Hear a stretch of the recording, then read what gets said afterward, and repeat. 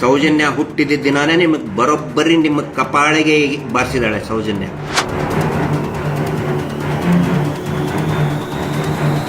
ಅಕ್ಕಿ ಬ್ಯಾಳೆ ಇಸ್ಕೊಂಡು ಪೊಲೀಸ್ ಸ್ಟೇಷನ್ ಜೀವನ ನಡೆಸುವಂತಷ್ಟು ಗತಿಗೆಟ್ಟಿಲ್ಲ. ಸ್ನೇಹಿತರೆ ನಮಸ್ಕಾರ, ಅನ್ವೇಷಣೆಗೆ ಸ್ವಾಗತ. ಸೌಜನ್ಯ ಪರ ಹೋರಾಟ ಮಾಡ್ತಿರುವವರಲ್ಲಿ ಒಬ್ಬರಾದ ಗಿರೀಶ್ ಮಟ್ಟಣ್ಣವರು ಒಂದು ಬಿಗ್ ವಾರ್ನಿಂಗ್ ನೀಡಿದ್ದಾರೆ. ಅಷ್ಟೇ ಅಲ್ಲ, ಇಷ್ಟು ಕಾಲ ಕೇವಲ ಗಾಳಿಯಲ್ಲಿ ಗುಂಡು ಹೊಡಿತಿದ್ರು ಅಂತ ಹೇಳ್ತಿದ್ರು. ಆದ್ರೆ ಈಗ ಪೊಲೀಸ್ ಇಲಾಖೆಯಿಂದಲೇ ಸಿಕ್ಕಿರುವ ಈ ಅಧಿಕೃತ ದಾಖಲೆ ಭ್ರಷ್ಟ ಕೂಟಕ್ಕೆ ನಡುಕ ಹುಟ್ಟಿಸಿದೆ. ಎಷ್ಟಕ್ಕೂ ಗಿರೀಶ್ ಮಟ್ಟಣ್ಣವರ್ ಇಷ್ಟು ಆಕ್ರೋಶಗೊಂಡು ವಾರ್ನಿಂಗ್ ಕೊಡ್ತಿರೋದು ಯಾರಿಗೆ? ಪೊಲೀಸ್ ಇಲಾಖೆಯೇ ಅಕ್ರಮ ಬಡ್ಡಿ ವಿಚಾರದಲ್ಲಿ ಇಡೀ ರಾಜ್ಯದ ಪೊಲೀಸರಿಗೆ ಹೊರಡಿಸಿರುವ ಆದೇಶ ಏನು ಎನ್ನುವ ಬಗ್ಗೆ ಕಂಪ್ಲೀಟ್ ವಿವರ ನೋಡೋಕ್ಕೂ ಮುನ್ನ ನಮ್ಮ ಚಾನೆಲ್ಗೆ ಸಬ್ಸ್ಕ್ರೈಬ್ ಆಗಿ, ನೋಟಿಫಿಕೇಶನ್ಗಾಗಿ ಬೆಲ್ ಐಕಾನ್ ಕ್ಲಿಕ್ ಮಾಡೋದನ್ನ ಮರಿಬೇಡಿ. ವೀಕ್ಷಕರೇ, ಒಮ್ಮೆ ಗಿರೀಶ್ ಮಟ್ಟಣ್ಣವರ್ ಹೇಳ್ತಿರೋ ಮಾತುಗಳನ್ನ ಒಮ್ಮೆ ನೀವು ಕೇಳ್ಬಿಡಿ. ಸೌಜನ್ಯ ಹುಟ್ಟಿದ ದಿನದಿಂದ ಭ್ರಷ್ಟ ಬಂಡವಾಳು ಬಟಾಬೈಲು ಆಗಿರೋದು ಅಂತ ಆಕ್ರೋಶ ಭರಿತವಾಗಿ ಹೇಳ್ತಿದ್ದಾರೆ. ಸೌಜನ್ಯ ನಿಮ್ಮನ್ನು ಬಿಡಲ್ಲ, ಧರ್ಮೋದ್ಯಮಿಗಳೇ, ಬಡ್ಡಿ ಪೂಜ್ಯರೇ, ನಿಮ್ಮ ಪರಿವಾರನ ಬಿಡಲ್ಲ. ಏನು ಮೊನ್ನೆ ನಿಮ್ಮ ವಿರುದ್ಧ ಸರ್ಕಾರ ಆದೇಶ ಮಾಡಿದೆಯಲ್ಲ, ಅಕ್ರಮವನ್ನ ತನಿಖೆ ಕೈಗೊಳ್ಳ್ರಿ ಅಂತ ಹೇಳಿ. ಡೇಟ್ ಯಾವಾಗ ಹೇಳಿಯೋದು? 18ನೇ ತಾರೀಕು ಅಕ್ಟೋಬರ್ 18. ಅಕ್ಟೋಬರ್ 18 ಏನು? ಸೌಜನ್ಯಾಳು ಹುಟ್ಟಿದಂತಹ ದಿನ ಅದು. ಸೌಜನ್ಯ ಹುಟ್ಟಿದ ದಿನಾನೇ ನಿಮಗೆ ಬರೋಬ್ಬರಿ ನಿಮ್ಮ ಕಪಾಳಿಗೆ ಬಾರಿಸಿದಾಳೆ ಸೌಜನ್ಯ, ಕಪಾಳಕ್ಕೆ ಬಾರಿಸಿದಾಳೆ. ಅವಳನ್ನ ಬೆತ್ತಲೆ ಮಾಡಿ ಅತ್ಯಾಚಾರ ಮಾಡಿ ಬಿಸಾಕಿದ್ರಲ್ಲ, ಅನಾಥವಾಗಿ ಅವಳ ಹೆಣ ಬಿದ್ದಿತ್ತಲ್ಲ, ನಿಮ್ಮನ್ನ ಬೆತ್ತಲೆ ಮಾಡ್ತಾ ಇದ್ದಾಳೆ ಅವಳು. ನೀವು ಎಷ್ಟೇ ತಿಪ್ಪರ್ಲಾಗ ಒಗಿರಿ, ನೀವು ರೇಪಿಸ್ಟ್ಗಳ, ಬ್ಲಡಿ ರೇಪಿಸ್ಟ್ಗಳ ನಿಮ್ಮನ್ನ ಜನ ಇವತ್ತು ದಂಗೆ ಎದ್ದು ಕೋಲು ಕಟ್ಟಿಗೆ ತಗೊಂಡು ಹೊಡೆಯೋ ಪರಿಸ್ಥಿತಿಗೆ ಬಂದಿದೆ. ಬೆತ್ತಲೆ ಮಾಡಿ ಬಿಸಾಕ್ತೀರಿ ನೀವು. ಅವಳು ನಿಮ್ಮನ್ನ ಬೆತ್ತಲೆ ಮಾಡ್ತಾ ಇದ್ದಾಳೆ. ಅವಳ ಹುಟ್ಟಿದ ದಿನ, ಸೌಜನ್ಯಳ ಹುಟ್ಟಿದ ದಿನಾನೇ ನಿಮಗೆ ಬರೋಬ್ಬರಿ ಲತ್ತಿ ಏಟು ಬಿದ್ದಿದೆ.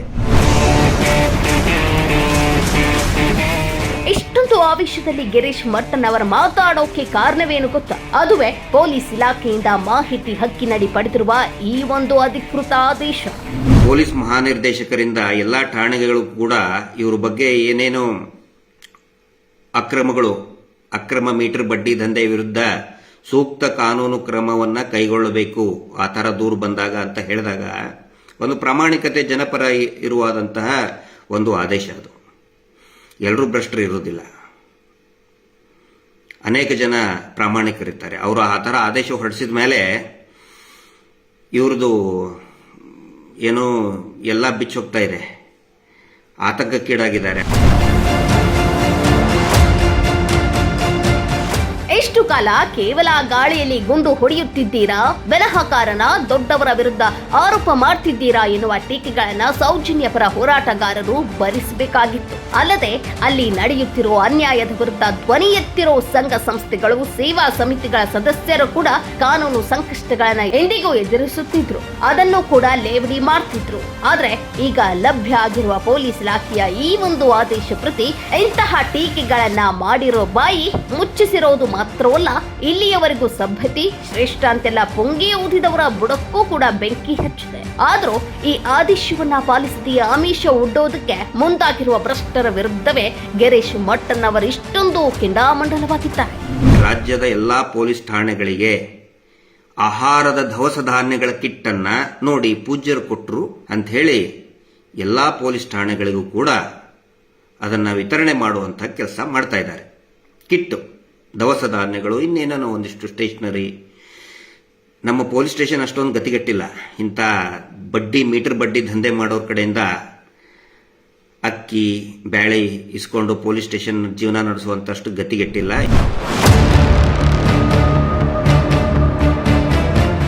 ಕೇವಲ ಇಷ್ಟು ಮಾತ್ರವಲ್ಲ, ಅವರು ಕೆಲ ವರ್ಗದ ಜನರಿಗೆ, ಅದರಲ್ಲೂ ಪ್ರಧಾನವಾಗಿ ಸೇವಕರಿಗೆ ಒಂದು ಮುಂಜಾಗ್ರತೆಯನ್ನು ಹೇಳ್ತಾರೆ. ಆ ಜಾಗ್ರತೆ ಏನು ಅಂತ ಒಮ್ಮೆ ನೀವೇ ಕೇಳಿ.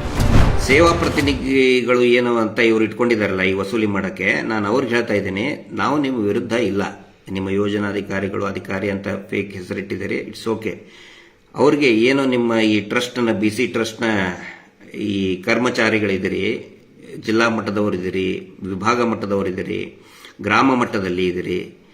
ಈಗ ಇವ್ರು ಏನು ಮಾಡ್ತಾ ಇದ್ದಾರೆ, ನಿಮ್ಮ ಕಡೆಯಿಂದ ಒಂದು ಸಹಿ ಮಾಡಿಸ್ಕೊಳ್ತಾ ಇದ್ದಾರೆ.